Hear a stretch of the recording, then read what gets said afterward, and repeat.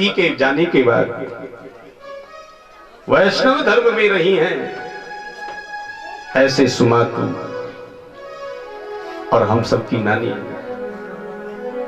उनके दिव्य आज भक्त जनों सुंदर सा पुण्य स्मृति व सुंदर साधोपलक्ष्य में श्रीमद् भागवत का सुनाम धन्य, कितना सुंदर नाम है साहब, कौशल्य देवी।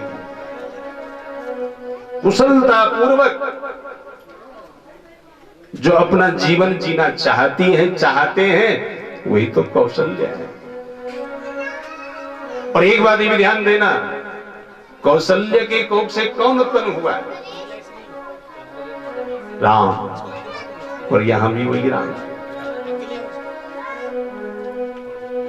इसलिए भक्तजनों, कहीं ना कहीं नाम का असर होता ही है और नाम हमेशा शुभ होना चाहिए। ये भी ध्यान रखना भक्तजनों, नाम यदि हम कभी कभी क्या हो जाते हैं कि अंधे प्यार में आकर के नाम बिगाड़ जाते हैं, टूटी फूटी रख जाते हैं, चुटकी मुटकी रख जाते हैं। कह लेना ये ठीक होगा कि नाम बिगड़ना यानी यश का बिगाड़ना होता है। आगे का आने वाली जो हमारी सुंदर सी सभ्य संस्कार हैं उनको मारना होता है। इसलिए नाम कभी भी मत बिगाड़ो। नाम सुनाम जितना जितना सुंदर नाम होगा उसका एक न एक दिन वैसा ही काम होगा, ये भी निश्चित है। बरू धुंधुकारी का नाम धुंधुकारी था इसलिए धुंधुकार करा, गोकर्ण का नाम गोकर्ण था इसलिए गोकर्ण करा। इंद्रियों को तारा, समस्त इंद्रियों का कर्णधार बना, वो गोकर्ण है। और एक बात भी ध्यान देना, ऐसे सुंदर सा भक्त जनों भगवान भागवत की दिव्य आह्वान लीला में आप सब यहां पर श्रीमद् भागवत की कथा सुनने के लिए सहृदय।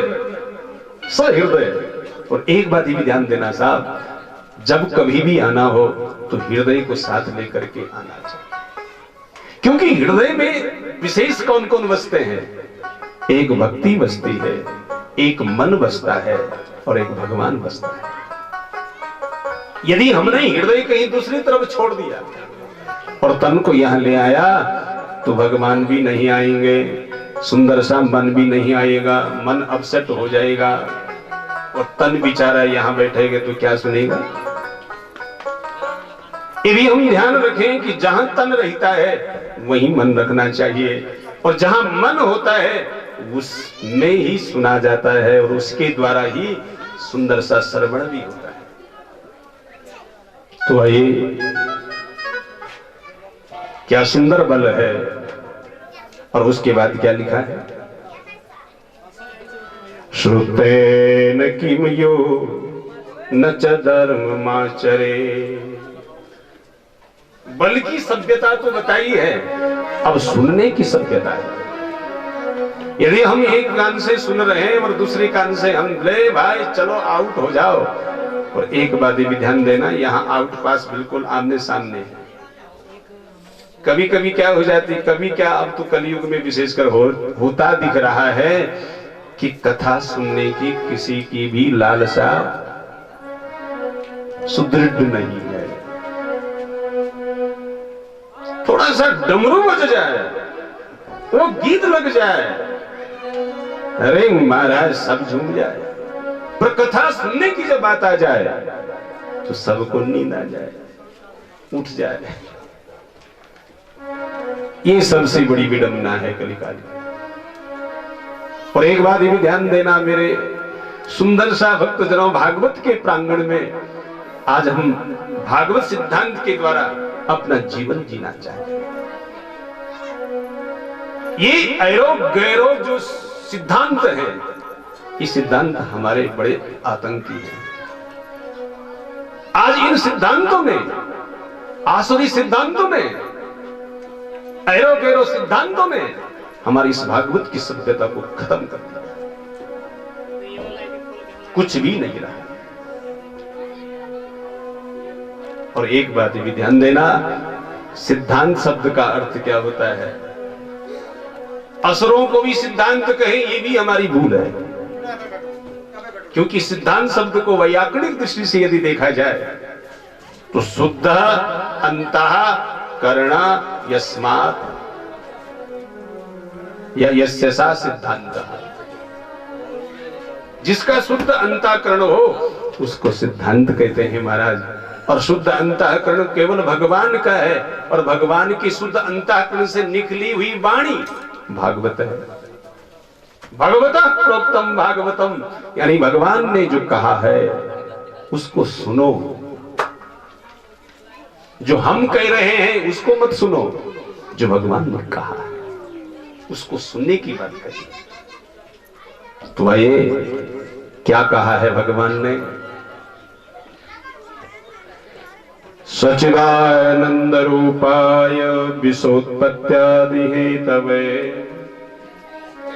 तापत्रय विनाशाय श्री कृष्ण। सच्चिदानंद रूपाय विशोत्पत्त्यादि हेतवे तापत्रय विनाशाय श्री कृष्णाय वयं नमः। भगवान की सुंदर सा भक्तजनों वाणी से तीन रूपों की व्याख्या निकल रही है। पहले स्वरूप भगवान का है सत, दूसरा रूप है भगवान का चित, और तीसरा रूप है भगवान का आनंद। सत रूप की सुंदर सी परिभाषा है सत त्रिकाल अबाधित्वम सत्य। तीन कालों में जिसका कभी नाश नहीं होता है उसको कहते हैं सत। और चित्त वो सता है जो सबको चेतना दे रहे हैं। और चित्त की एक विशेषता और भी है कि वो मौन है, और सत्य की विशेषता एक और भी है कि वो प्रकट है। अब ध्यान ये भी रखना भक्तजनों, ये जो शरीर है यह शरीर के संबंधी हैं, यह शरीर जिसके ऊपर है ये सब असत है, लेकिन तब भी सत्वत प्रतीत हो रहे हैं। इतना भरकम शरीर को चलाने वाली जो सत्ता है वही तो सत्य है। और जब वो सत्य निकल जाए तो बेचारा शरीर कहां रहेगा बोलो। निराधार वृक्ष वत धराशायी हो जाएगा। इसलिए सत्य के बल से ये असत्य टिका हुआ है, इसलिए सत्य प्रकट, सब दिखाई दे रहा है। जैसे नींव के ऊपर मकान टिका हुआ है, ऐसे ही सत्य के ऊपर शरीर टिका हुआ है। सत्य के ऊपर ये सुंदर धरा टिकी हुई है, सत्य के ऊपर ये सूर्य तप रहा है, सत्य के ऊपर ही भक्तजनों सुंदर चंद्रमा चमक रहा है। सत्य वो तत्व है, सत्य वह रूप है जो तीनों कालों में कभी छिन्न भिन्न नहीं होता, जो अविच्छिन्न है। ऐसा यह पहला रूप भगवान का सत्य है। और दूसरा रूप है चित। चित है मौन। अभी ध्यान ही भी रखना मौन कैसा है। नींव के ऊपर मकान तो प्रकट है, लेकिन बेचारी नींव का पत्थर बिल्कुल मौन है, चुप। इतना भरकम शरीर वाले मकान को धारण किया हुआ है फिर भी चुप है। धारण कर रहा है, कतई भी हिलमिल नहीं हो रहा है। इसलिए ये चित्त की सत्ता है, ये मौन रहता है। और उसके बाद जो तीसरा रूप भगवान का है वो है आनंद। आनंद शब्द को भी यदि हम वैयाकरणिक दृष्टि से देखें तो आंग उपसर्ग पूर्वक टू नदी समिर्दो धातु से आनंद शब्द सिद्ध होता है। आसमंता नंदयति आह्लादयति सर्वान जनान सानंद। जो चारों ओर से सबको ऐश्वर्य दान करता हुआ सबको सुख प्रदान करता है, वही तो है आनंद। पर आनंद की एक विशेषता बहुत बड़ी है साहब, कि यह आनंद अप्रकट है। हाँ, इसको प्रकट करना पड़ता है तब आनंद भोग होगा, और यदि यह अप्रकट है तो कैसे भोग होगा। पर आनंद ऐसा अप्रकट है जैसे दूध में माखन अप्रकट है। जैसे तिल में तेल अप्रकट है, ऐसे ही भक्त जनों ये आनंद है। और इस आनंद को लेने के लिए, इस आनंद को चाहने के लिए किसकी चाह नहीं उमड़ रही है, अर्थात सबकी चाह इसी ओर बढ़ रही है कि मुझे आनंद चाहिए, मुझे आनंद कंद श्री कृष्ण चाहिए। भोजन में भी आनंद चाहिए, जल को पीने में भी आनंद चाहिए, हारमोनियम बजाने में भी आनंद चाहिए, कथा कहने पर भी आनंद चाहिए, ताल देने में भी आनंद चाहिए। पर चाहे आनंद पर आनंद नहीं आ रहा। इसका मतलब कि हम मंथन नहीं कर रहे। दूध के अंदर माखन है, हमें माखन चाहिए, चाहा तो है पर उद्यम नहीं है, परिश्रम नहीं है, तो कैसे मिलेगा माखन?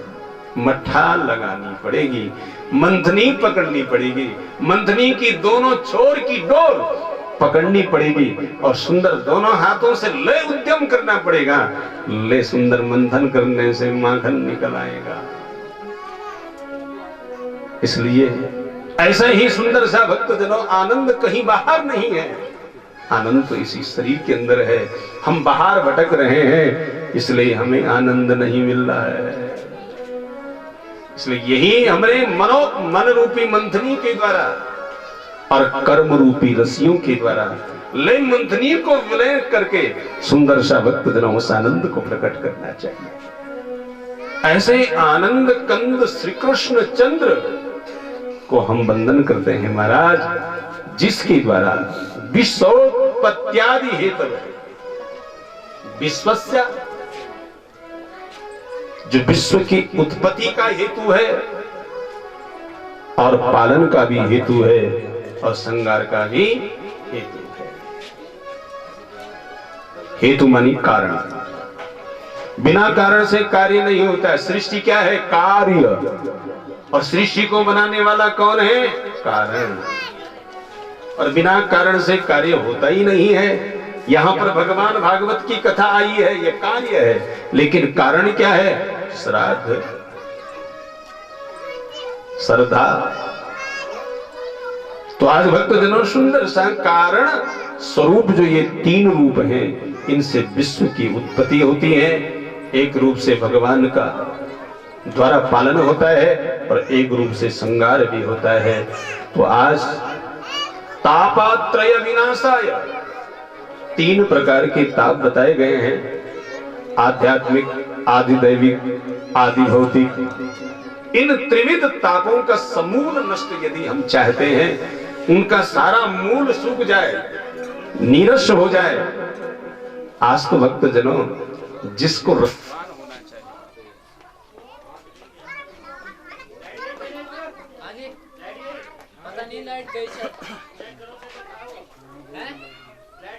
सुनील भैया इधर आना।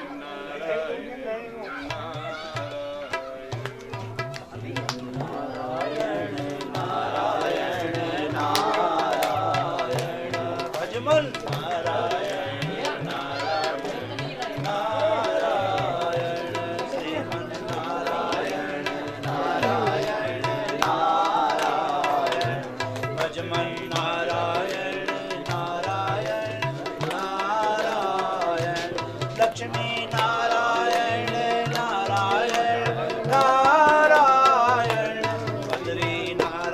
ऐसे तीन स्वरूपों का एक ही रूप है और वो है कृष्ण। बोले श्री कृष्ण चंद्र भगवान की जय। क्या वेद व्यास जी महाराज का चमत्कार है साहब कि श्री कृष्णाय वयं नुमः। वयं शब्द व्याकरण की दृष्टि से बहुवचन का, और ध्यान ये भी रखना प्रभु कि श्री कृष्ण एक का नहीं है, अर्थात हम सबका है। और श्री कृष्ण एक का वंदनीय नहीं है, अर्थात हम सबका वंदनीय है। इसलिए हम भगवान श्री कृष्ण को वंदन करते हैं, प्रणाम करते हैं, नमन करते हैं। और एक बात भी ध्यान देना, ये कृष्ण कौन है? कृष्ण की पहले ही श्लोक में नाम प्रकट हो गया, यानी कृष्ण वह देवता है जो सबके चित्त को खींच रहा है। कृष्णाति आकर्षयति सर्वेषां चित्तानि सा कृष्णः। प्रत्येक जीव का चित्त जो खींच रहा है वही तो कृष्ण है महाराज। तो ऐसे भगवान श्री कृष्ण को वंदन करते हैं और फिर यहाँ पर क्या वेद व्यास जी महाराज वंदन करवाते हैं। यम प्रव्रजन्तमनुपेतमपेत कृत्यं द्वैपायनो विरह कातराजुहाव पुत्रेति तन्मयतया तरो विनेदु तं सर्वभूतहृदयं मुनिमानतोऽस्मि। देखो दूसरे श्लोक में भगवान श्री कृष्ण के जो वक्ता हैं, जो भगवान श्री कृष्ण के चरित्र के जो वक्ता हैं, और एक बात ये भी ध्यान देना, श्री कृष्ण का चरित्र वही कह सकता है जो श्री कृष्ण के चरित्र को जानता है। इसलिए ऐसा जानकार कौन है महाराज के वेद व्यास जी महाराज के पुत्र सुखदेव जी, जो मां के गर्भ में 16 वर्ष तक रहे और 16 वर्ष के बाद सीधे जैसे प्रकट हुए हैं ले जंगल चले गए। तभी क्या हुआ, द्वैपायनौ विरह कातर आजुहाव पुत्रेति तन्मयतया तरो विनीदु।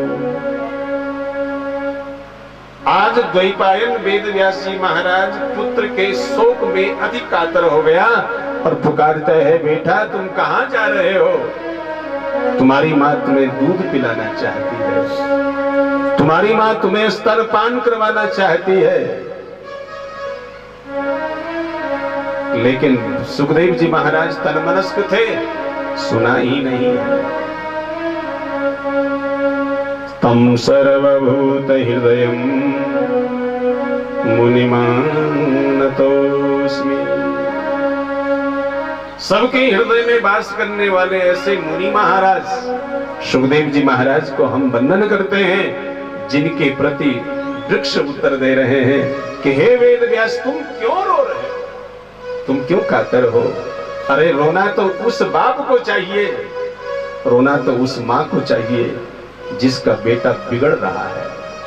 अरे तुम्हारा पुत्र तो बन जा रहा है, यानी सुधर जा रहा है, इसलिए सुधरने के लिए जा रहा है और तुम तब रो रहे हो। अरे रोना तो उस मां को चाहिए जिस मां का लाडला शराबी हो गया है, जिस मां का लाडला व्यसनी हो गया है। धिक्तम नरम, उस नर के लिए धिकार दी है। इसलिए खबरदार तुम क्यों रोते हो? तुम्हारा पुत्र तो भगवान की भक्ति के लिए जा रहा है और प्रत्येक मां चाहती है, प्रत्येक पिता चाहते हैं कि मेरा लाडला, मेरा दयित पुत्र या पुत्री सुंदर सा भक्त हो। इसलिए रोते क्यों? वृक्षों ने उत्तर दिया ऐसे सुखदेव जी के ओर से। ऐसे परम सुखदेव जी महाराज को भी हम वंदन करते हैं जो सबकी अंतरात्मा है। और एक बात ये भी ध्यान देना, जीव आत्मा को कोई हमेशा उपदेश दे रहा है, और कौन है? सुखदेव जी है। फिर भी हम उस उपदेश को अनसुनी कर रहे हैं, फिर भी हम उस उपदेश को सुनते नहीं महाराज। इसलिए सुखदेव प्रत्येक के हृदय में बैठा है, प्रत्येक क्षण उपदेश कर रहा है। अरे जीवात्मा तेरे लिए ये मार्ग शुभ नहीं है, या तेरे लिए ये मार्ग शुभ है। इसलिए प्रत्येक क्षण उपदेश दे रहा है, फिर भी हम अनसुनी कर रहे हैं। ये गलती सुखदेव जी की नहीं है, ये तो गलती हमारी है जो हम अनसुनी कर रहे हैं। और फिर यहाँ पर सुखदेव जी महाराज की वंदना होती है और फिर क्या बोले हैं? नैवसूत मासीनम अविवाद्य महामतिम कथामृत रसस्वाद कुशला सौनको ब्रवी।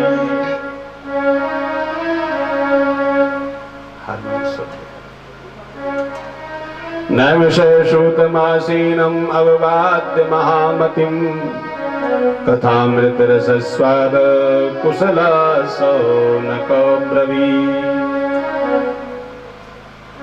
नैमिषारण्य तीर्थ में 88,000 सौनकादि ऋषि हैं महाराज, जो सुंदर सा सुखदेव जी सूत जी महाराज को बिठा रहे हैं, जो सुखदेव जी के शिष्य हैं। ये भी ध्यान रखना सर, सुखदेव जी महाराज के परम शिष्य हैं सूत जी। और एक बात ये भी ध्यान देना, सूत का अर्थ धागा भी होता है और सुनक का अर्थ सुई होता है। यानी सुई के साथ जब धागा जुड़ जाता है तो क्या करते हैं, वो जोड़ते हैं, फटे हुए को जोड़ते हैं। विच्छेद जो हो रखा है उसको योग करवाते हैं, उनकी संधि करवाते हैं।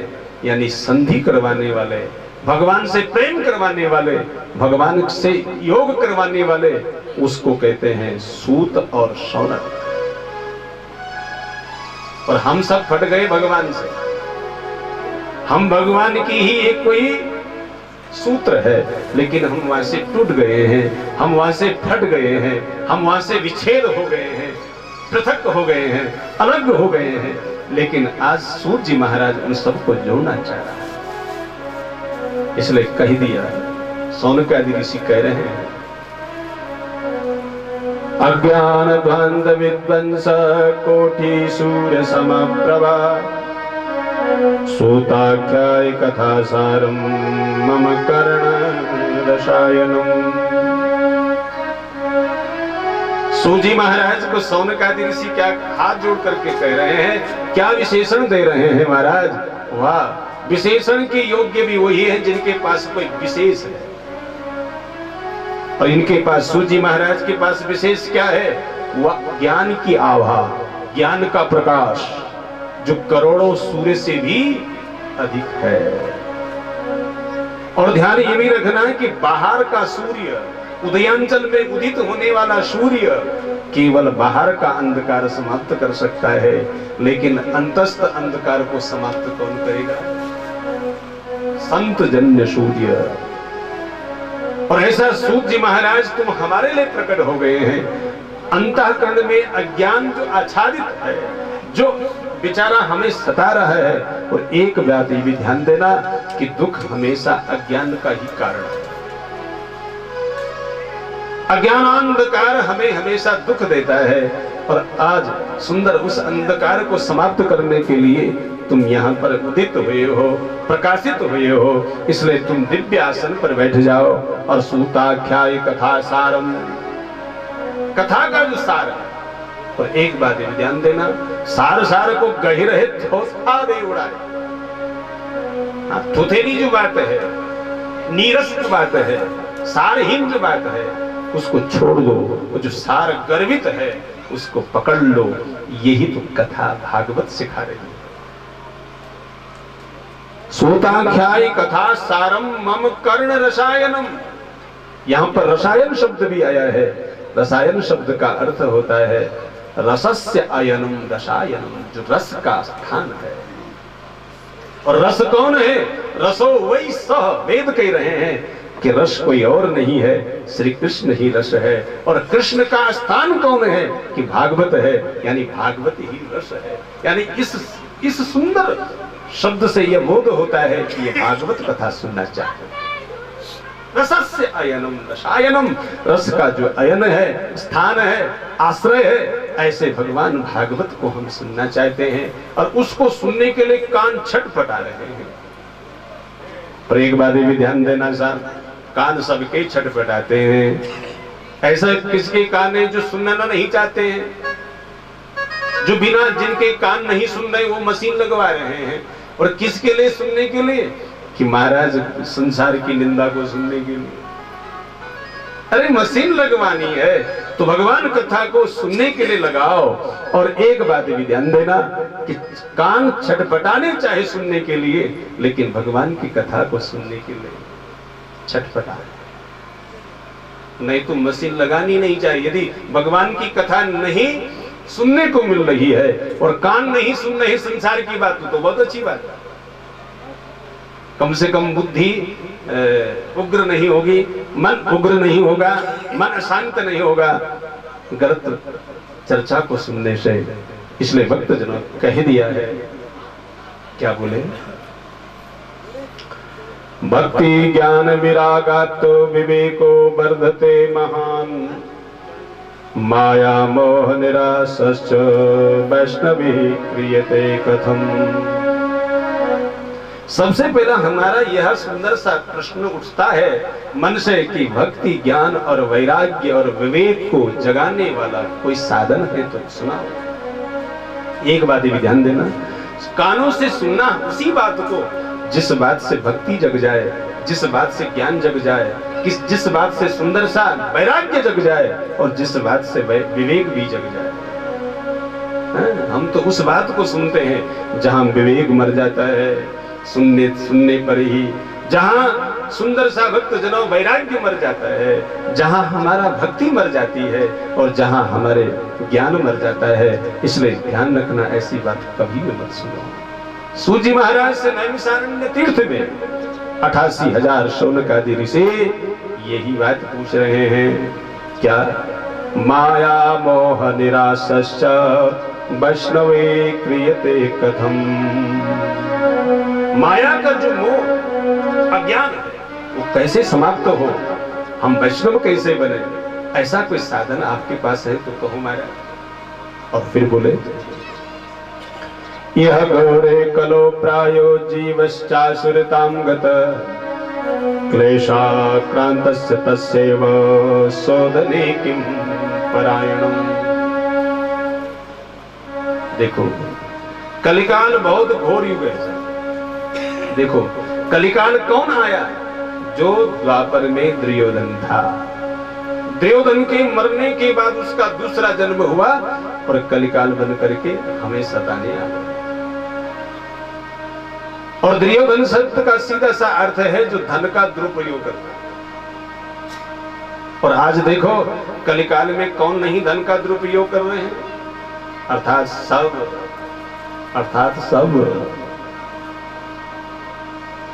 शादी ब्याह होनी चाहिए, दारू की बोतल क्यों, ये शिकार क्यों, ये मीट क्यों, ये बकरे क्यों पैसा बढ़ गया है, क्यों ये हो गया है। और पैसे को बचाना भी हर किसी की हिम्मत भी नहीं है, उसका सदुपयोग हर किसी के हाथ से होता भी नहीं। इसलिए ले झटाक बकरे ले आओ, मेहमान बुलाओ। नहीं साहब, यदि हम बकरा नहीं मारेंगे, बोतल नहीं जमा करेंगे तो मेहमान नहीं आएंगे। सबसे पहली बात तो ये कि मेहमान है ही नहीं जो बोतल के लिए आ रहे हैं, वो मेहमान है ही नहीं जो मीट के लिए आ रहे हैं, वो बीमार है। सीधी बात।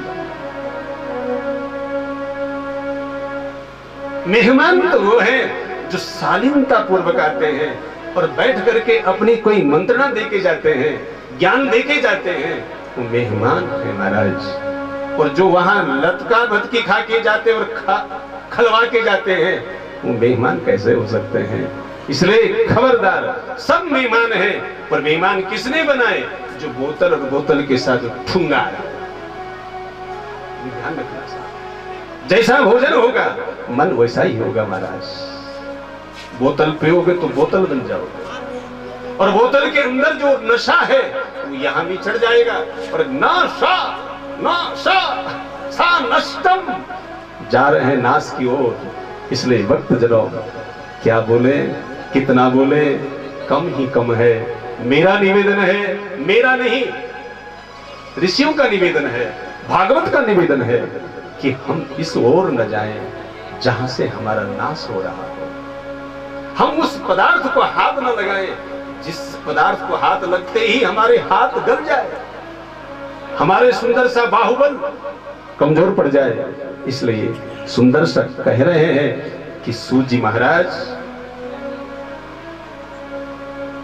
क्लेशाक्रांतस्य तस्यैव शोधने किं परायणम्।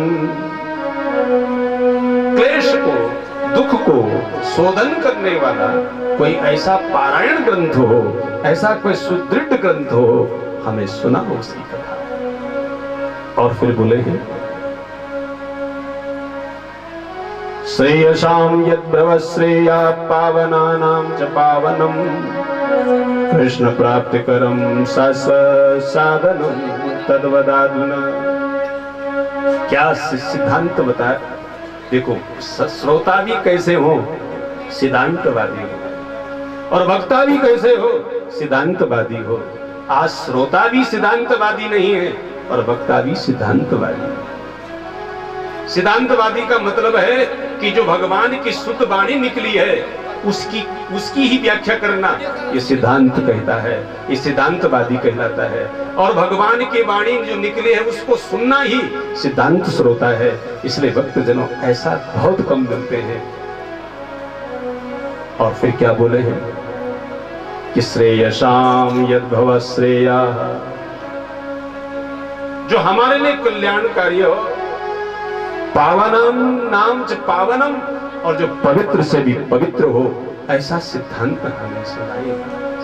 आज लोगों ने सिद्धांत को छोड़ दिया है और दृष्टांत को पकड़ लिया। दृष्टांत भी नहीं, दृष्टांत।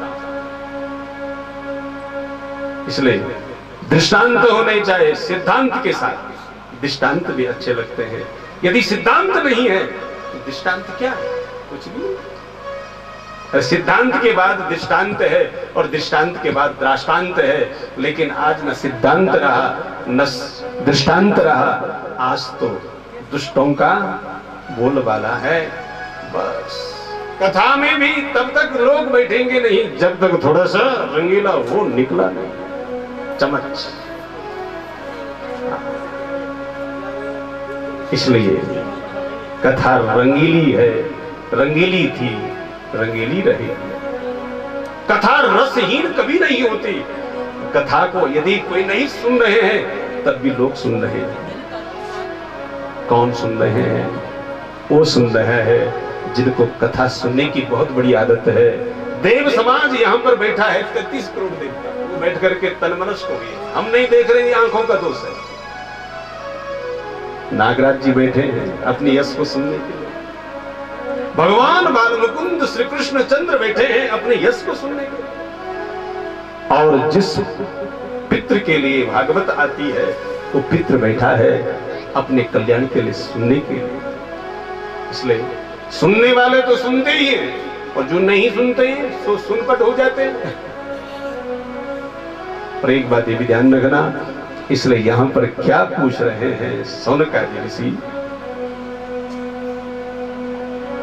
चिंतामणिन लोक सुखम श्रुद्रु स्वर्ग संपदम प्रयच्छति गुरु प्रीतो वैकुंठम योगी दुर्लभम। चिंतामणिन लोक सुखम, देखो साहब, चिंतामणि यानी लक्ष्मी, पैसा। सीधी सी बात है, वो चिंतामणि कोई और नहीं है, वो लक्ष्मी ही है, भगवान की अर्धांगिनी। और भगवान को छोड़ करके वैकुंठ से मृत्युलोक आपके जेब में, आपके बक्से में, आपकी मंजूषा में, आपकी तिजोरी में बंद है। वो लक्ष्मी क्या करती है?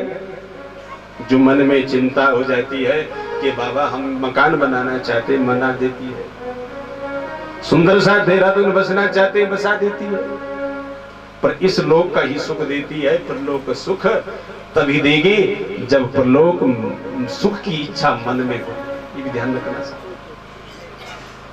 आज यहाँ पर पूज्य पाद मामा जी के द्वारा प्रत्येक सुंदर भाव के द्वारा जो यहाँ पर भगवान भागवत आई है वो बिना धन के बल से भी नहीं आई है।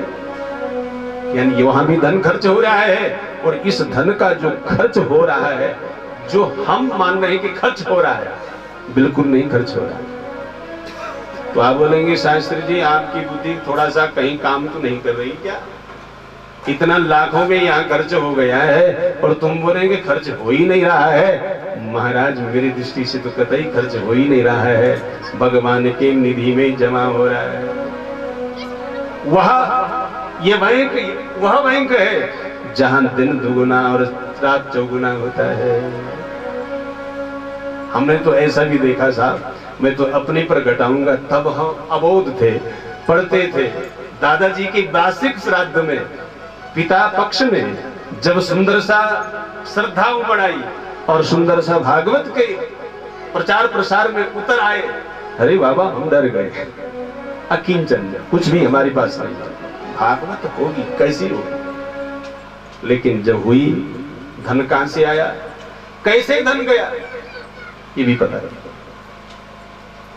कहां से आया, कब कब कैसे लोगों को गया, ये भी पता नहीं है। इसलिए भक्तजनों, भगवान की निधि में जमा हुआ धन खर्च नहीं होता है, वो तो सुस्थिर और सुदृढ़ होकर के रहता है, सुरक्षित रह करके होता है खड़ा। इसलिए भक्तजनों, ऐसा सुंदर सा खर्च नहीं मानो इसको, ये तो जमा हो रहा है। खर्च तो हमारा वो हो रहा है जो बोतल में जा रहा है, वो बेकार जा रहा है। जो असत कर्म में जा रहा है वो खर्च है, और जो सत्कर्म में जा रहा है वो जमा है। तो क्या कहा है कि चिंता मणिर्लोक सुखम, लक्ष्मी तो इस लोक में सुख देगी। सुरुद्रु स्वर्ग संपदाम, जो स्वर्ग का वृक्ष है कल्प, वो तो केवल स्वर्ग का ही संपदा दे सकता है, उसकी औकात उतनी ही है। लेकिन वैकुंठ सुख तब भी नहीं मिल रहा है, और वैकुंठ का सुख तभी मिलता है, सौनकादि ऋषि कह रहे हैं गुरुदेव, जब आप प्रसन्न होते हैं, जब आप आनंदित होते हैं, जब आप अपने भक्तों के ऊपर आह्लादित होते हैं, जब आप अपने भक्तों के ऊपर सुंदर से कृपा वर्षा बरसाते हैं, तभी जाकर के उनको वैकुंठ का सुख मिलता है। महाराज, गुरु कृपा से वैकुंठ नहीं मिलता है। और एक बात भी ध्यान देना, गुरु की कृपा कब मिलेगी, जब हमारी शिष्टता बढ़ेगी, विनम्रता बढ़ेगी, तभी गुरु कृपा बरसाएंगे। और यदि हम अविनीत होते हैं, उच्छृंखल होते हैं, तो गुरु जी की वर्षा बंद हो जाएगी, गुरु जी का बादल अस्त व्यस्त हो जाएगा। इसलिए खबरदार, हमें गुरु जी की उस कृपा की वर्षा की बूंद को अपने इस सुंदर मस्तिष्क पर हमेशा श्रद्धार्य करना चाहिए, जिसकी कृपा से हमारी कुंठाएं विगत हो जाती हैं। और वैकुंठ शब्द का अर्थ क्या है, विगता कुंठा वैकुंठ, यानी हमारे कुंठित विचारों को विगत होना ही वैकुंठ है।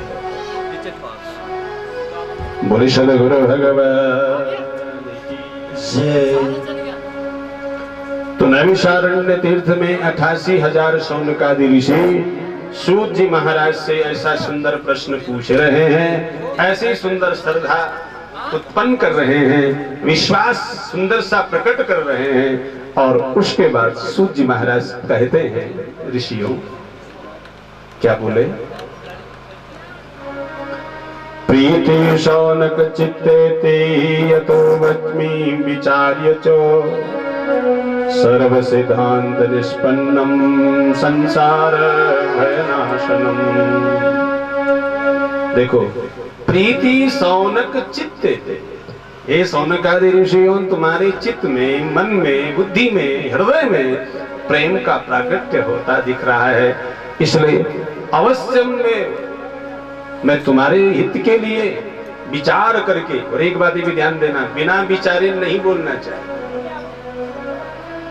शुद्ध अंतःकरण में सुंदर सा विचारों को पहले दौड़ाओ, और जब वहां से शुद्ध अंतःकरण से विचार शुद्ध होकर के आते हैं, तब उनको बोलो, वही बोली हुई बात सिद्धांत हो जाता है।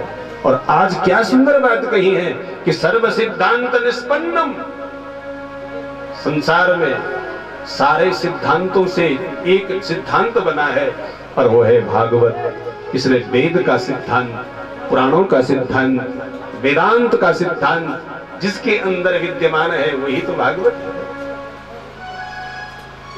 तो सर्व सिद्धांत निष्पन्नम संसारे भयनाशनम। और एक बात भी ध्यान देना साहब, जब तक हम सिद्धांतवादी नहीं बनेंगे, संसार के भय से मुक्त नहीं हो सकते। यदि हम सिद्धांतों में जीना नहीं चाहते हैं, तो हमें पद पद पर भय सताएगा, पद पद पर डर लगेगी। इसलिए हमारे भागवत ये भी कहना चाहती है, ये भी सीख देना चाहती है कि लोग धर्म भीरू बन रहे हैं, नहीं नहीं, धर्मवीर बनो। धर्म भीरू शब्द का अर्थ होता है कि धर्म को देख करके डरना। अरे महाराज, धर्म को देख करके डरो मत। मानो सामने मंदिर है तो मंदिर को लेकर देख करके लोग झिंकरते हैं, डरते हैं, कांपते हैं, उनके मन चित्त वृत्ति वहां जाने को डरती है। कैसे जाओ? इसका मतलब आप उस धर्म से डर रहे हैं। मंदिर को नमन करो, वीर बन जाओ कि आप धर्मात्मा जब बनेंगे, धर्म का बाहुल्य जब आपके जीवन में प्रकट हो जाएगा, तभी हम मंदिर में निसंकोच जाएंगे। ये भी ध्यान रखना चाहिए। तो आज सुंदर सा कह रहे हैं महाराज कि सारे संसार का भय समाप्ति हेतु मैं तुम्हें सिद्धांत सुना रहा हूं, यानी भागवत सुना रहा हूं। और क्या बोले? भक्त्योग वर्धनम यच्च कृष्ण संतोष हेतुकम तदहम ते विदास्यामि सावधानतया शृणु। ध्यान भी रखना साहब, चेतावनी देखो जरा सूत जी की। कथा भगता श्रोताओं को चेत कर रहा है, चेतावनी दे रहा है, सावधानतया शृणु। और एक बात ये भी ध्यान देना, जब तक सावधान नहीं हुए तब तक विश्राम नहीं। ध्यान रखना, सावधान पूर्वक यदि आप कोई भी कर्म कर रहे हैं तो उसी कर्म में आनंद है, विश्राम है। और यदि सावधान नहीं है तो हमेशा कुछ भी आनंद नहीं मिल पाएगा, हम विश्राम हो ही नहीं सकते हैं। इसलिए आराम से हमारी जिंदगी जी नहीं सकती है। इसलिए सावधानतया शृणु, जो भी हम सुन रहे हैं उसको सावधानता पूर्वक सुनना चाहिए। और अब मैं तुम्हें वो कथा सुना रहा हूं जिससे भक्ति बढ़ती है, जिससे वैराग्य बढ़ता है, जिससे सुंदर सा ज्ञान बढ़ता है, जिससे विवेक भी बढ़ता है। और एक बात ध्यान देना, अंतःकरण 4 हैं और अंतःकरण के 4 देवता भी हैं, भक्ति, ज्ञान, वैराग्य और विवेक। यदि हमारे अंतःकरण में भक्ति नहीं है, ज्ञान नहीं है, विवेक नहीं है और वैराग्य नहीं है, तो अंतःकरण शून्य हो जाता है, नीरस हो जाता है। और जब अंतःकरण शून्य नीरस हो जाता है तो सुख बेचारा कहां दौड़ जाता है, भाग जाता है। इसलिए यहां पर सुंदर सी बात कही है कि भक्त्योग वर्धनम यच्च कृष्ण संतोष हेतुकम। भक्ति को बढ़ाने वाला, ज्ञान को बढ़ाने वाला और श्री कृष्ण को संतोष करने वाला एक दिव्य शास्त्र है, और वो है भागवत। आई श्रीमद् भागवत को किसने पहले सुना है और ये भागवत करती क्या है, तब बोलेगा। काल व्यालम खग्रास त्रास निन्नांस ये तवै श्रीमद् भागवतम शास्त्रम कलोकीरे भाषितम। काल व्याल मुखग्रास, एक काल रूपी सर्प है साहब। काल शब्द का अर्थ समय भी होता है। समय नाम का एक बहुत बड़ा सर्प है। समय को सर्प इसलिए कहते हैं कि सर्पति गच्छति इति सर्पः, जो चलता ही रह रहा है, चलता जा रहा है, इसलिए चलने वाले को सर्प कहते हैं, कतई जो रुकता नहीं है। और ध्यान रखना, समय कभी रुकता है क्या? हम समय के लिए रुक जाते हैं और समय हमारे लिए कभी नहीं रुकता, वो जा रहा है, यथास्थान चला जा रहा है। इसलिए समय भी एक सर्प है, लेकिन बहुत बड़ा मुख है और प्रत्येक जीव उस मुख के शिकार है और प्रत्येक जीव को वो डंक मारता है। लेकिन खबरदार, भगवान सूत जी महाराज चेतावनी दे रहा है कि यदि उस डंक से बचना चाहते हो, उस डंक की पीड़ा से, तो एक बात भी ध्यान देना, जब मृत्यु डंक मारता है तो कितनी वेदना होती है। आप बोलेंगे महाराज हमें तो मृत्यु डंक मारी नहीं है, हम वेदना कैसे बता सकते हैं? और यदि वेदना नहीं हुई है तो हम मृत्यु को देख करके डरते क्यों हैं? इसका मतलब हम कई बार उसके शिकार हो चुके हैं। जहां पर हमारी ठोकर लगती है उस स्थान को बार बार हम डरते हैं। बाबा इखड़िया कोई फुटू फ्रैक्चर है, इसलिए बार बार वो स्थान याद आता है। इसका मतलब मृत्यु ने कई बार हमें डंक मारा है, इसलिए मृत्यु को देख करके डरते हैं। इसका मतलब मृत्यु भयप्रद है, लेकिन ध्यान ये भी रखना कि उस मृत्यु के उस डंक से यदि बचना चाहते हैं तो क्या करो? श्रीमद्भागवतम शास्त्रम कलो कीरेण भासितम। कलिकाल में सबसे पहले जो सुखदेव जी महाराज ने जिस भागवत को परिभाषित किया है, जिस भागवत को कहा है, उस भागवत को सुनो महाराज। और फिर क्या बोले हैं? एतस्माद् परम किंचिन मनः शुद्धेन विद्यते जन्मांतरे भवेत् पुण्यं तदा भागवतं लभेत्। श्रीमद्भागवतम शास्त्रम, ध्यान भी रखना, जो श्रीमद् भागवत शास्त्र है ये मन को शुद्ध करता है। इसके अलावा दूसरा कोई साधन हमारे पास नहीं है महाराज। देखो, शरीर शुद्ध जल से होता है, साबुन से होता है, यथा वस्त्र शुद्ध पहन लिया, शरीर अच्छा लगता है। किंचिन मनः शुद्धेन विद्यते जन्मांतरे भवेत् पुण्यं तदा भागवतं लभेत्। जब सुखदेव जी महाराज कथा सुना रहे थे तो तभी वहां क्या हुआ? शुकं नत्वा वदन् सर्वेषु कार्य कुशलासुरा कथा सुधां प्रयच्छस्व गृहीत्वैव सुधां इमाम्। समस्त देवताओं ने सुना है कि सुंदर राजा परीक्षित सुखामृत पी रहा है, आनंद का अमृत पी रहा है। आनंद अमृत को हम स्वर्ग लोक लाना चाहते हैं, लेकिन आज सारे के सारे देवता दौड़ते भागते हैं और स्वर्ग का अमृत लेते हुए जैसे सुखताल पहुंचते हैं, कहते हैं गुरुदेव कथा सुधाम प्रयच्छस्व, हम तुमको प्रणाम करते हैं। लेकिन क्यों प्रणाम हो रहा है?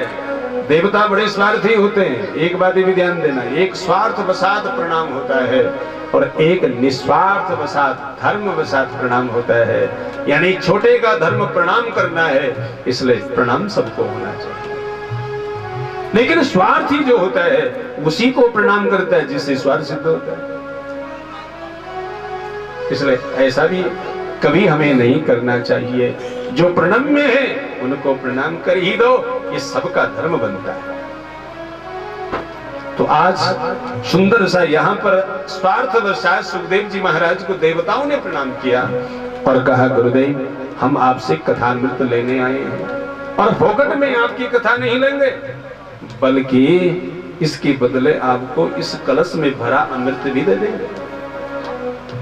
सुखदेव जी महाराज कोई एरो गेरो व्यास तो है नहीं, लोभी तो है नहीं, कतई भी नहीं, अकिंचन लोभ।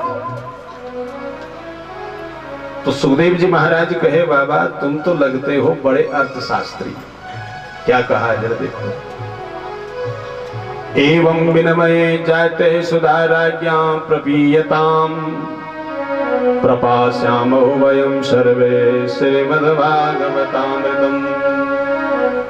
अरे बाबा, विनिमय अदला बदली का सिद्धांत अर्थशास्त्र का, और यहां है धर्मशास्त्र, और धर्म में कोई अदला बदली नहीं होती है। और धर्म को अदल दो, अधर्म को बदल दो। अरे बाबा, धर्म के बदले अधर्म ले जाओ, अधर्म के बदले धर्म ले जाओ, ऐसा यहां सिद्धांत नहीं बताता।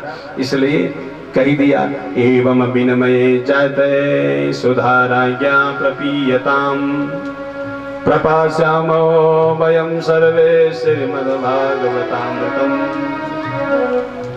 तुम पीना चाहते हो इस विनमय की पद्धति से, अर्थशास्त्र के सिद्धांत से, लेकिन ये आपके लिए उचित नहीं है, क्योंकि हम तुम्हें दे नहीं सकते हैं, क्योंकि तुम इसके अधिकारी नहीं हो।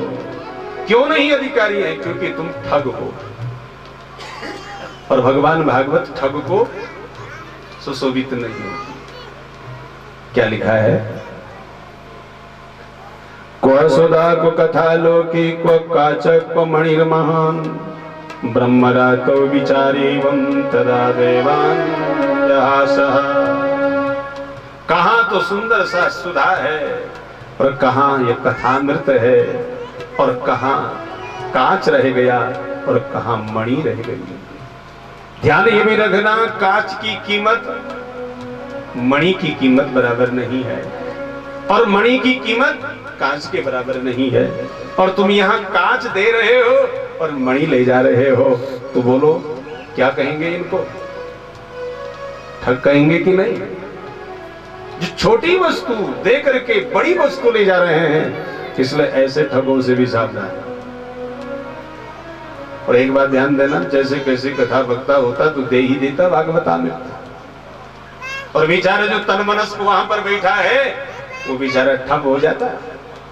लेकिन ये सुखदेव जी हैं, शुक पद्धति सर्वश्रेष्ठ पद्धति है, लेकिन सुखदेव की पद्धति से आज कथा नहीं दिखती है। सुखदेव जी की पद्धति से यदि कथा श्रवण हो जाए और कथा को सुना जाए तो कथा लाभ देती है।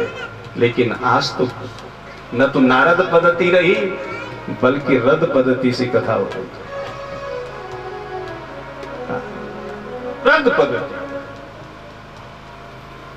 कंठ कुशल हो, ले पकड़ दी गद्दी, बैठ गए और भागवत की पुस्तक को कर दिया बंद, और अपनी मनगढ़ंत बैठन से लोगों को नचा रहे हैं।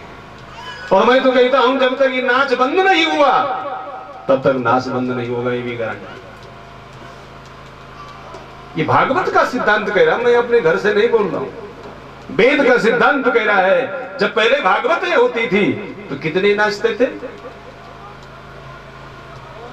अरे बाबा, आज नर्तन कीर्तन को उल्टा करके नर्तकी बना रहे हो। कैसी किस्मत फट गई हे राम राम। शादी में देगत डांगस, भागवत में देगत सब वाह वाह। नाचो, कितना नाचना है, भगवान भी देख रहा है। इसलिए चलो कभी रसमय हो जाए जीवन, उसी भाव में झूमो ना, बैठ करके झूमो ना। आनंद तो छुमाता है, वो भिड़काता नहीं है। छड़पटाता कौन है? जिसको दुख हो रहा है। इसलिए आनंद तो छूता है। तो बोले सदगुरु भगवान। तो सुखदेव जी महाराज वो वक्ता है महाराज, जो कुशल वक्ता हैं, जो भगवान भागवत सिद्धांत की रक्षा करना चाहता है। और एक बात ये भी ध्यान देना, जिसने सिद्धांत की रक्षा करी, सिद्धांत उसकी भी रक्षा करता है। इसलिए जिसने धर्म की रक्षा करी, धर्म भी उसकी रक्षा करता है। ये तो सिद्धांत भागवत का भी है, वेद का भी है। इसलिए धर्मो रक्षति रक्षिता। तो आज क्व सुधा को कथा लोके क्व काच क्व मणिर महान ब्रह्मरतो विचारेवं तदा देवान जहास। हास्यास्पद बन गए हैं विद्वानों के समाज में वो समाज जो गलती से पहुंच जाते हैं अधम बन करके और ठगना चाहते हैं विद्वत समाज को। ध्यान नहीं भी रखना चाहिए।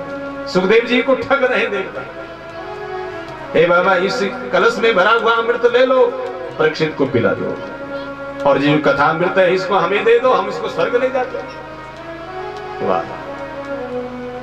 तो क्व काच क्व मणिर महान, ये विवेक से परीक्षण किया है। अरे तुम्हारा अमृत कांच बराबर है और कथा अमृत मणि बराबर है। इसलिए मणि को कांच की कीमत में कौन देना चाहता है? किसकी बुद्धि फिर गई है? इसलिए जाओ, परिहास के पात्र बन गए हैं देवता। और एक बात ये ध्यान भी रखना, संसार में सबसे परिहास कौन होता है? जो अधर्म का सहयोगी होता है। परिहास हो जाता है, चारों ओर उसकी हंसी उड़ाई जाती है, मजाक होती है। और एक बात भी ध्यान देना, सत्य के ओर बढ़ने वाला के भी मजाक होती है, पर वो मजाक थोड़ी देर रहती है और बाद में वो उसी मजाक के पथ पर चलने लगता है, अपने पद को उसी ओर ले जाना चाहता है। सत्य की कितनी बार निंदा करोगे, फिर भी सत्य छिन्न भिन्न होने वाला वस्तु नहीं। और फिर कहा है, फिर ये भी कही गया, देखो सुखदेव जी की वाणी है, देवताओं तुम भक्त नहीं दिखते। अवगतांतांच विज्ञाया न ददोस कथामृतम श्रीमद्भागवती वार्ता सुराणाम अपि दुर्लभम। अभक्तांतांश विज्ञाया, तुम अभक्त हो, तुम्हारे जीवन में सेवा भाव नहीं है, तुम्हारे जीवन में श्रद्धा और विश्वास नहीं है, तुम तो केवल ठग की वृत्ति से यहाँ पर आए हो, कथामृत चुराने आए हो। लेकिन हम चुराने नहीं देते हैं, हम बड़े रक्षक हैं इस अमृत के, इसलिए चले जाओ। बेचारे श्रीमद् भागवती वार्ता स्वराणाम अपि दुर्लभम, श्रीमद् भागवती वार्ता देवताओं के लिए दुर्लभ रह गई, इसलिए खबरदार, दुर्लभ उन्हीं व्यक्तियों के लिए श्रीमद् भागवती वार्ता है जो ठग हैं और जो सुंदर रस लंपट हैं, उनके लिए सुलभ हो जाती है, जल्दी उनको प्राप्त हो जाती है। तो आज 7 दिन तक श्रीमद् भागवत की कथा सुनी राजा परीक्षित ने, उनको परमधाम मिला। ब्रह्मलोक से होता हुआ जब रथ जा रहा था दिव्यलोक की ओर, तो उस समय ब्रह्मादि ऋषि वहां पर बैठे थे सत्यलोक में। वहां आश्चर्य होने लग गया कि ये रथ पर कौन जीवात्मा बैठी है। तब तक ब्रह्मा जी महाराज ने कहा, ये तो परीक्षित की जीवात्मा है, सर्प डंक मार रहा है जिसको तब मर रहा है जो, उसको तो वैकुंठ मिल नहीं सकता है, अरे उसको तो नरक मिलना चाहिए। इसलिए सारे ऋषि समाज आश्चर्य सागर में गोता खाने लग गए, अज्ञान के सागर में गोता खाने लग गए। और एक बात भी ध्यान देना, संदेह किस सागर से उत्पन्न होता है? अज्ञान के सागर से उत्पन्न होता है। और संदेह कहाँ मिटता है? ज्ञान के सागर में जाकर के मिटता है। इसलिए यहाँ पर संदेह होने लगा। बुद्धि जब संदिग्ध हुई तो ब्रह्मा जी महाराज कहते हैं, जरा अपने संदेह को, अपने संशयात्मा को शांत करने के लिए हम इस भागवत को तोड़ना चाहते हैं। क्योंकि डंक मारा है सर्प ने, तक्षक ने, और तब मरी है परीक्षित जी महाराज, और जीवात्मा उनकी वैकुंठ चली गई है। इसका मतलब ये भागवत का रहस्य है। इसलिए भागवत के महात्म्य को जानने के लिए यहाँ पर ब्रह्मादि ऋषियों ने तराजू मंगवाया। एक परले के ऊपर भागवत पुस्तक रखी, दूसरे परले के ऊपर सारी सामग्री रखी, पुराण रखे, वेद रखे, लेकिन भगवान भागवत की पुस्तक कैसी रही, यहाँ पर सूत जी महाराज कहते, लघोनि अन्न जातानि गौरवेण इदं तदा ऋषिगणा सर्वे विस्मयं परमं ययो। लघूनि, सारे वस्तु छोटी पड़ गई, भगवान भागवत बड़ी रह गई। सुखदेव जी महाराज के यह भागवत बहुत बड़ा भारी है, इसको कोई पुस्तक उठा नहीं सके। और इसलिए ब्रह्मा जी महाराज ने अपने मुख से एक सुंदर संशय सागर को सूखने के लिए एक ऐसा बाण फेंका है, जिस बाण को सुनते ही ऋषियों का संशय सूख गया है। क्या है वो? मेनरे भगवद रूपम शास्त्रम भागवतम कलो पठना सर्वदा सद्यो वैकुंठ फलदायकम। सुनो भाई, तुम क्या श्रीमद् भागवत को साधारण पुस्तक समझते हो? इसलिए हम जब किसी को साधारण समझते हैं तभी संशय होता है। लेकिन भागवत साधारण नहीं है। मेनरे भगवत रूपम कलो भागवत, कलिकाल में भगवान भागवत साक्षात भगवान है। इसलिए इसको कागज की ढेर मत समझो, काले अक्षरों से लिखा हुआ मत समझो। ये तो साक्षात भगवान की वाणी है, भगवान का स्वरूप है, भगवान का हृदय है। और भगवान का हृदय को तोड़ने वाला कौन सी वस्तु है? भगवान किससे तुलेगा? भगवान को तोड़ने वाला कोई वस्तु नहीं संसार में बचा है, सब भगवान में है, भगवान को तोड़ने वाला है कौन? इसलिए ऐसा सुंदर जब संशय इन सब का समाप्त हुआ तो उसी समय ब्रह्मा जी महाराज ने कहा, अरे इसी ज्ञान को तो भगवान ने मुझे सबसे पहले ब्रह्मकल्प में सुनाया, और आज उस ज्ञान के वशीभूत होते हुए भी मैं संशय सागर में गोता खा रहा हूं। कभी कभी क्या होता है साहब कि ज्ञानी भी संदिग्ध हो जाते हैं, संशय सागर के शिकार हो जाते हैं, लेकिन ज्ञानी चतुर भी होते हैं। जब देखते हैं कि मेरी बुद्धि में कहीं संशय आ गया है तो उस संशय को मिटाने के लिए कहीं ना कहीं प्रभु उद्यम करता है, परिश्रम करता है, जैसे ब्रह्मा जी महाराज ने करा है, और अपना संशय मारा है, अपना अज्ञान मारा है, और उसके बाद फिर वो ज्ञान के वशीभूत होते हैं और फिर सबको ज्ञान के डोर से बांधते हैं। यही तो ब्रह्मादि ऋषियों का कर्म है। और इसके बाद ब्रह्मा जी महाराज के द्वारा नारद जी को ये ज्ञान दिया गया, और नारद जी महाराज के द्वारा वेद व्यास को ये ज्ञान दिया गया, और वेद व्यास जी महाराज के द्वारा इसी ज्ञान का बहुत बड़ा विस्तार हुआ। 335 अध्याय हुए, 18,000 श्लोक हुए, 12 स्कंद हुए। क्या माने 335 तालाबों में इस रस को जाकर के भरा गया है, और इन 335 तालाब छोटे छोटे तालाबों में भरे हुए इस रस को फिर बहुत बड़ा कर दिया और 12 स्कंदों में बांट दिया, स्कंदों में बांट दिया है, और फिर इस तालाब का बहुत बड़ा सागर बना दिया है, और यही गंगा सागर होकर के भागवत सागर कहलाती है। ऐसे श्रीमद् भागवत वार्ता आज भक्त जनों सुखदेव जी महाराज को वेद व्यास ने दिया, फिर वेद व्यास जी महाराज ने परीक्षित जी को दिया। लेकिन यहाँ प्रश्न उठता है कि नारद जी महाराज ने ये 7 दिन तक सविधि कहां से श्रीमद् भागवत श्रवण करी है? तो यहाँ प्रश्न उठते ही सौनकादि ऋषियों को उत्तर देते हैं सूत जी महाराज कि सनकादि ऋषियों के श्री संग में बैठ करके, शोभा युक्त ऋषियों के बीच में बैठ करके सुंदर सा भगवान भागवत की कथा श्रवण करी है। लेकिन सौनकादि ऋषियों को फिर शंका हो गई।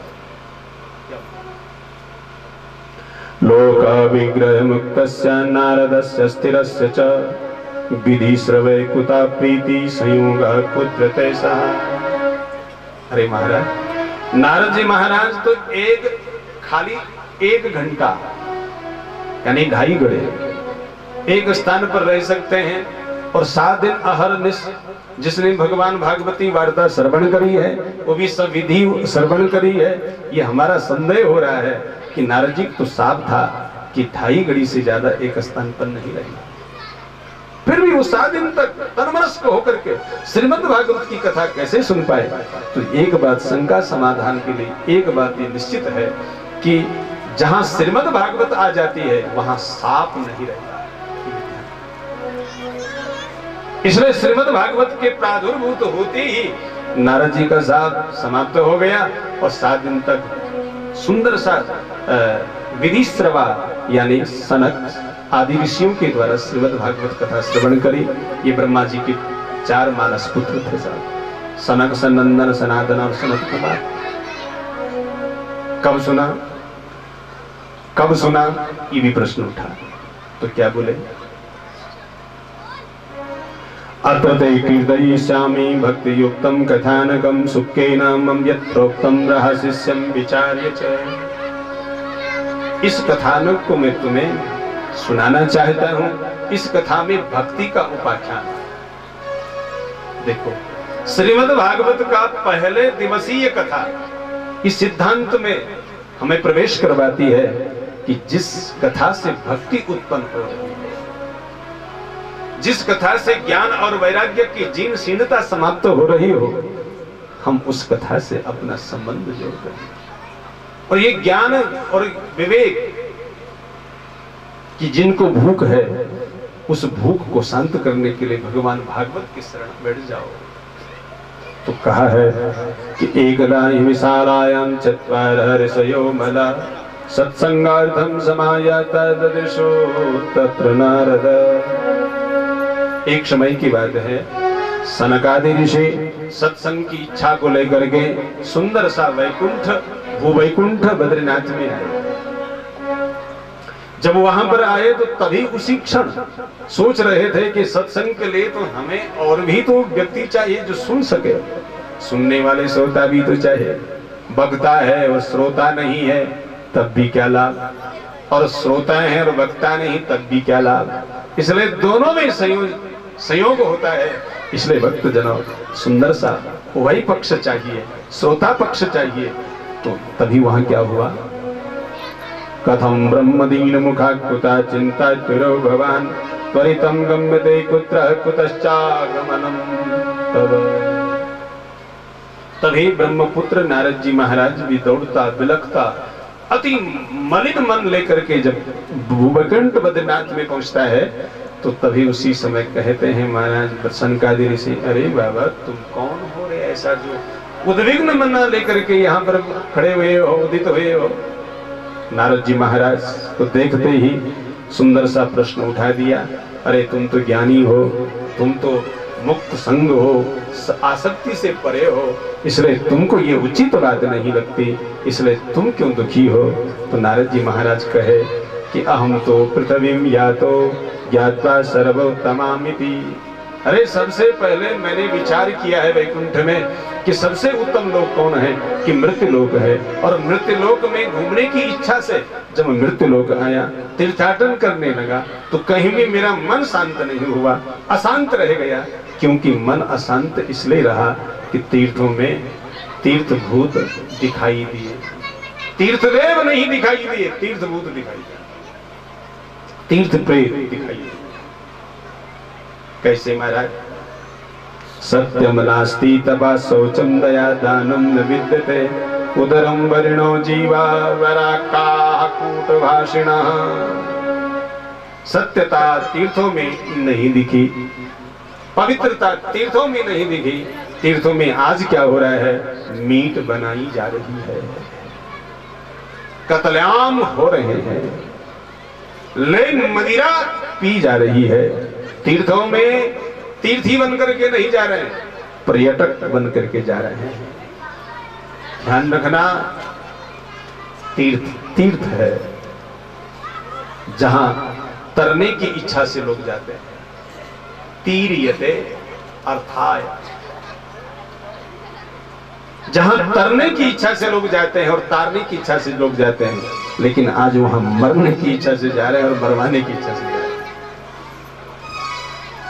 पितरों को तारना, अपने आप को तारना, ये इच्छा हमारी जब होती है तो हम तीर्थ जाते हैं। तो आज ऐसे तीर्थों में घूमता घूमता नगराटन ग्रामाटन सारे अटन पूरे हुए, पर मन नारद जी का शांत नहीं हुआ और अशांत मना लेकर के यमुना तट पहुंच गए। और यमुना तट जैसे पहुंचते हैं महाराज, वहां और भी अशांति उनको प्राप्त होती है। और वो अशांति का कारण कौन है, कि एक जवान स्त्री है और उसके अगल और बगल में दो वृद्ध शयन कर रहे हैं और बेचारे निस्तेज हैं, अबल हैं, और उनका उद्बोधन करवा रही है। उठ जाग मुसाफिर भोर भयो अवरहीन कहाँ जो शोभत है। ऐसा उद्बोधन जब करवा रही थी, अचानक नारद जी का उसी स्थान पर प्रवेश हुआ।